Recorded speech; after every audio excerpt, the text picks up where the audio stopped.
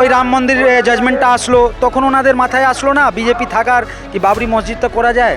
এখনই মাথায় এসেছে কি বাবরি মসজিদটা করা যাবে। হুমায়ুন কবির নিজেই বিজেপিতে আছে, কিন্তু এই মুখোশটা খুলবে একটু পরে কি এখানে অনেক বড় গট অফ গেম আছে। ঠিক আছে, এই শুভেন্দু অধিকারীরা দিল্লিতে গিয়ে পুরো স্ক্রিপ্ট লিখে ওখান থেকে হুমায়ুন কবিরকে পাঠিয়ে দেওয়া হয়েছে। আজকে যেখানে সংহতি যাত্রা করছেন মুখ্যমন্ত্রী মমতা বন্দ্যোপাধ্যায়, সেখানে কিন্তু আমরা আরো এক সংহতির ছবি দেখতে পাচ্ছি মুর্শিদাবাদে। সেখানে হুমায়ুন কবির তিনি কিন্তু বাবরি মসজিদ স্থাপন করছেন। ওখানে সংগতির ছবি কি দেখতে পাচ্ছি? সংগতির ছবি তো এখানে আছে। হিন্দু, মুসলিম, শিখ, ইসাই সবাই এক জায়গায় বসে মমতা ব্যানার্জির সমর্থনে এত বড় সভা হচ্ছে। নওজওয়ানকে দেখুন, নওযুবকদেরকে দেখুন, বয়স্ক লোককে দেখুন, মহিলাদেরকে দেখুন, এই উৎসাহটা দেখুন। আপনি একটা টাকা দিয়ে একটা জিনিসকে সাজাতে পারেন, কিন্তু এই যে ন্যাচারাল জিনিস যে এখানে আছে, এটা কম্প্যারিজন আরও কোথাও আপনি করবেন না।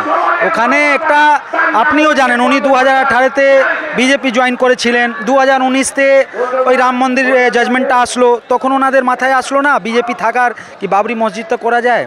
এখনই মাথায় এসেছে কি বাবরি মসজিদটা করা যাবে। মানুষ, বাংলার মানুষ সব জিনিস জানে, সব জিনিস বোঝে। উনি এখানে সাকসেসফুল হবেন না। বিজেপিকে কে বলছে? কে? হুমায়ুন কবির নিজেই বিজেপিতে আছে, কিন্তু এই মুখোশটা খুলবে একটু পরে। আপনি একটু দেখুন।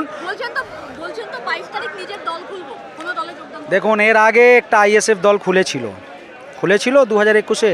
কী হাল হয়েছিল। কিন্তু এনারা চেষ্টা করছেন টাকা দিয়ে নতুন দল খুলে যতটা প্রভাব করে ভোটটা কাট করা যায়। কিন্তু মানুষ, পশ্চিমবাংলা মানুষ অনেক সচেতন, অনেক ইন্টেলিজেন্ট। এখানে ওনার দাল চলবে না, দাল গলবে না।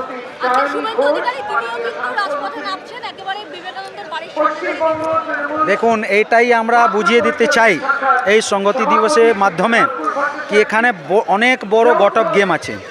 ঠিক আছে, এই শুভেন্দু অধিকারীরা দিল্লিতে গিয়ে পুরো স্ক্রিপ্ট লিখে ওখান থেকে হুমায়ুন কবিরকে পাঠিয়ে দেওয়া হয়েছে। উনি পশ্চিমবাংলাতে জানেন ওনাদের কাছে কোনো ডেভেলপমেন্টে পলিসি ওয়ার্ক এজেন্ডা কিছু নেই পশ্চিমবাংলা নিয়ে। বিজেপি এখানকার কালচার বুঝে না, কিছু জানে না। সেই জন্য এখানে ওরা চেষ্টা করছে এই হিন্দু মুসলিম বিভাজনে একটা রাজনীতি করার। এটাতে ওরা একটা ভাবছে কি এখানে চান্স আছে, যদি হিন্দু মুসলিম করা যায় একটা চান্স আছে। এই লাস্ট চান্সে ওরা অ্যাপ্লাই করছে। কিন্তু আপনি দেখেছেন 2024-এ যে ইলেকশনটা হলো লোকসভাতে, বিজেপিতে নেমে গেল। যে সিট আগে ছিল ওটা থেকে নেমে গেল। শুভেন্দুকে পশ্চিমবাংলা লোক আপন করছে না, করবে না।